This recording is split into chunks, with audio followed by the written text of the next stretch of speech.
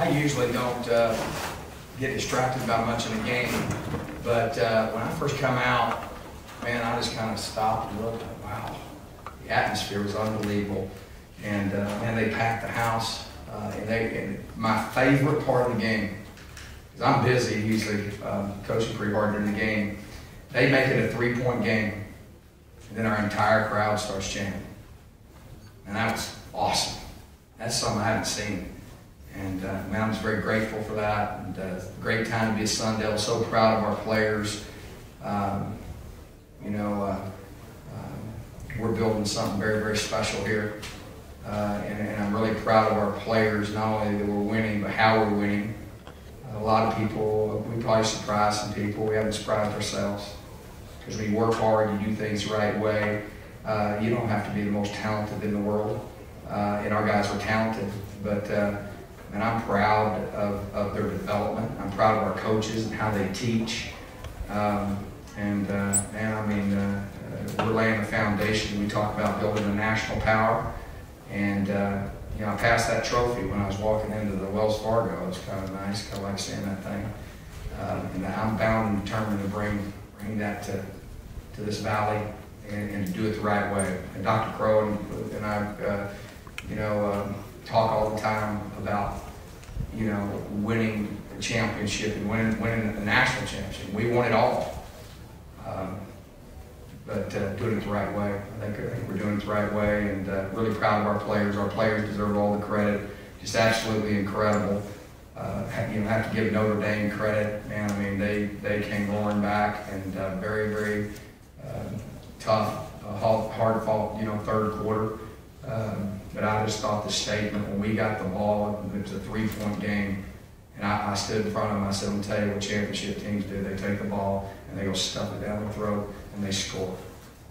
And that's exactly what they did, and I was pretty impressed with that. And told them I'm not big. I don't hand out a lot of compliments to our defensive guys, but they'll tell you that. But I went over there at the end of the game. I said, "I think people in the stands got their money's worth today." And I like that. I like all those explosive plays. I wish we didn't give up some of them, but really pleased. We got a real football team. Really proud of them. Questions? Raise your hand. We'll get a mic to you. We'll start with Tyler. Todd, you said on Thursday that this game was an opportunity to take a big step forward. What does it make winning on this stage against a team like that? What kind of statement does that make?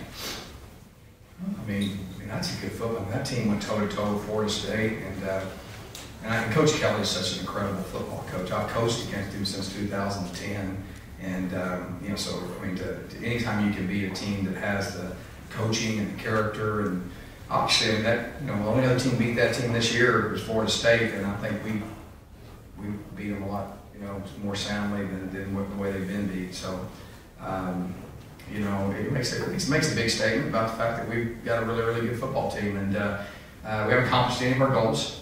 But I would tell you that that's got to be, if not the biggest game we've won since we've been here. It's got to be up there. And I can tell you, for a fan of college football, growing up playing football in Pasture in Mesquite, Texas, that's pretty awesome. That's pretty cool. I enjoyed that. So it's a lot of fun getting the opportunity to do that, and just seeing our players and seeing how they're growing. It's pretty incredible. We've got unfinished business. We've got on the road at Oregon State, one of the best coached football teams in the Pac-12, and we got to stay humble. We got to stay hungry. We've got to go get the next one. We got to go win the next 3, and then we got to get it so we can play on December 5th. And none of those 3 games are going to be easy. And obviously, Oregon State's the most important because it's the one right in front of us. But I'm proud of our players, and I thought that was a win that tells the country that hey, there's a football team in Tempe. Doug and then Richard. This is the 3rd week in a row when the other team has pretty much stolen the momentum. You guys need to go down the field and get some points, and you were able to do so. How does that happen when it seems like everything's going the other team's direction? I think that's all your training, and those things come into play. And I wish you could be on the sideline. We were talking. We were going to do something like that. I think the fans would be really interested in that and seeing what goes on down there. So if you could do that and just video everything, which we do, we video and capture everything. with our headsets and everything. We use it for highlight videos and use it for recruiting and things like that. But I think people would be fascinated in the growth of our players.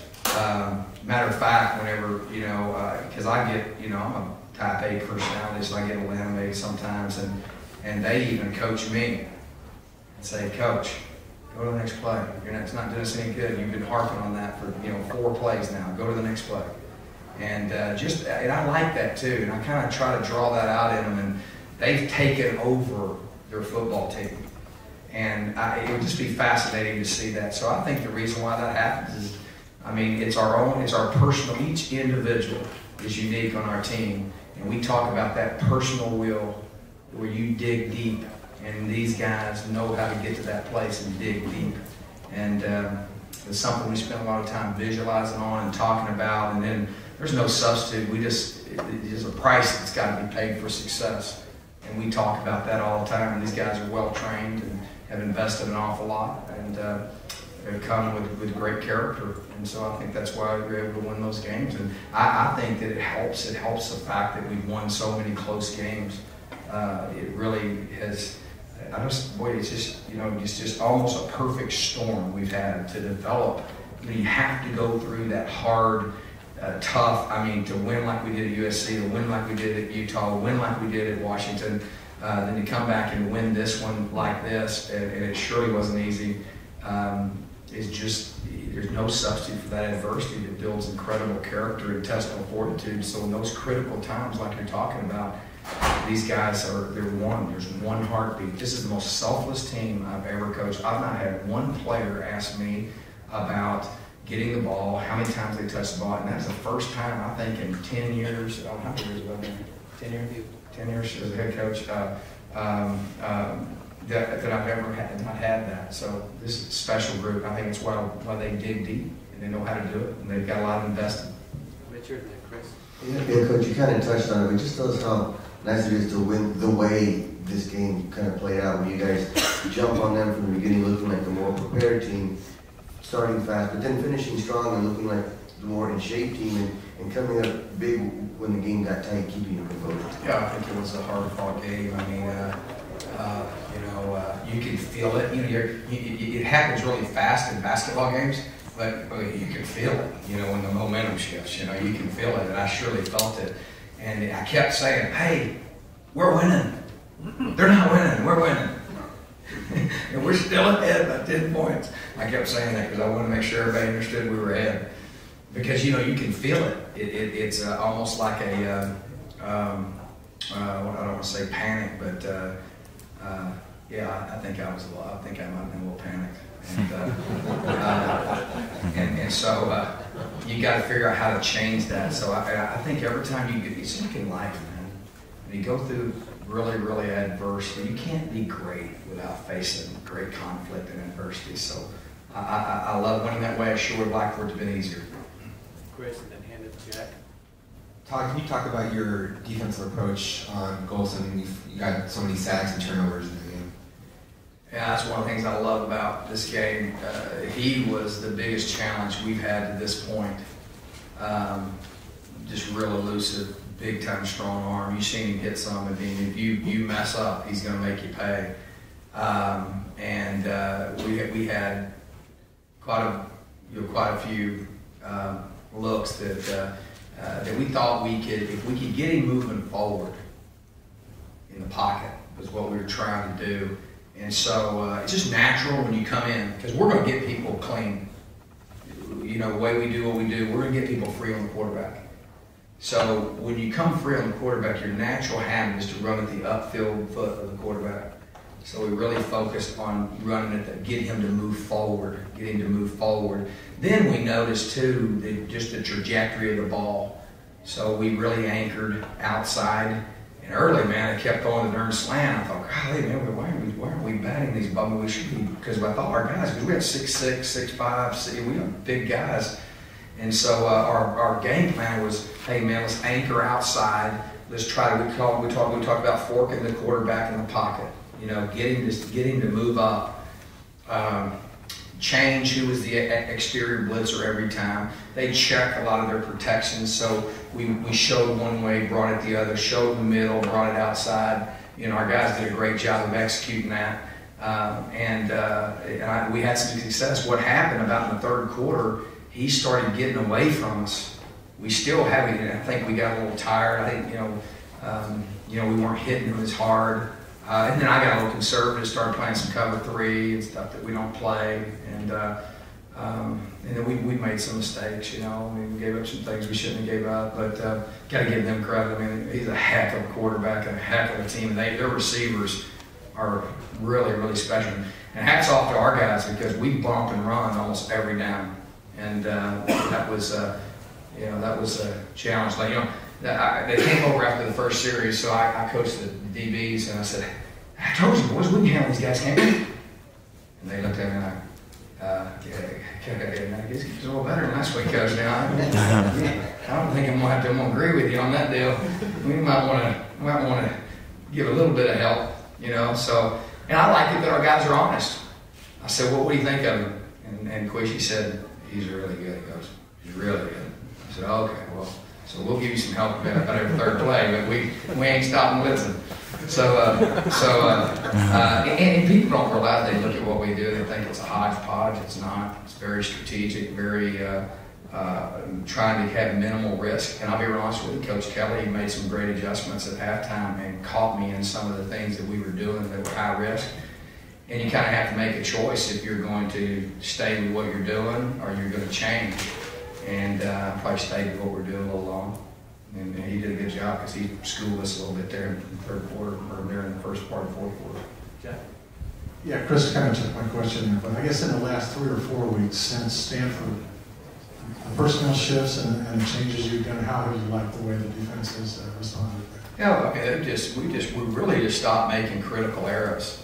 And I'll be real honest with you, I really don't think it was our players. I think it was really us figuring it out. You know, I said this the other day, our number one pressure last year that I ran with Carl and Will is our worst pressure this year. And for some reason, I won't quit calling it. You know what I'm saying? I just don't understand why it doesn't work. So, I think we adapted to them. We're big. If you look at us, we're big. And so we can't, and we were quick last year and smaller. So we've adapted even our techniques and things to fit them a little bit better, and that's been beneficial to us. And we played a lot more people. DJ Calhoun, wow, we played him third down nickel tonight. Man, what he was explosive. Big time night by him. Tayshawn Smallwood, wow, those two pretty good 18-year-olds. Really did some great things. So very, very impressed with those guys. I thought there were a couple of guys that really stuck out. DeMario Richards, man. 3 pretty good 18-year-olds. 17. I should know that. I can tell you yards they have. That's not very good. Should have said that. Tyler, in the second half, you guys obviously didn't have Jalen in for a lot of those plays. How different is the offense when he's not on the field, and what's his status? I think he's fine. No one said anything to me like he was hurt, so so I think he'll be fine. And obviously, he's a big play guy, and he's a leader too. I mean, he is a guy that really is a very, very strong, silent leader for us. That we obviously would rather have him be in there. So I think he's fine. I'll mark you hearing. Cramps. Okay. Yeah, they would have told me if he was hurt. So. If not, then our trainer's in very bad trouble. Coach, how do you compare this one to some of the other big games that you've coached in here, particularly UCLA last year? UCLA went last year, clinched the Pac-12 South, so that one's pretty special. This one for this team, and because it is different because it's Notre Dame. I was being honest with you. When you grow up, obviously I'm a fan of college football, and then you see the job that they've done. This is the best football team they've had in a long time. And to go in 7-1 Notre Dame at home and see Sun Devil Nation come out like that, that's got to be, if you're asking me personally, because I always try to answer honestly that that's the biggest win. It means more to me than anything that's happened since we've been here, because of the fact of who that team is we just beat is something just for me personally. Obviously, our goals are to be Pac-12 champions, and it does help us towards our goal of being a national champion. But that's pretty special.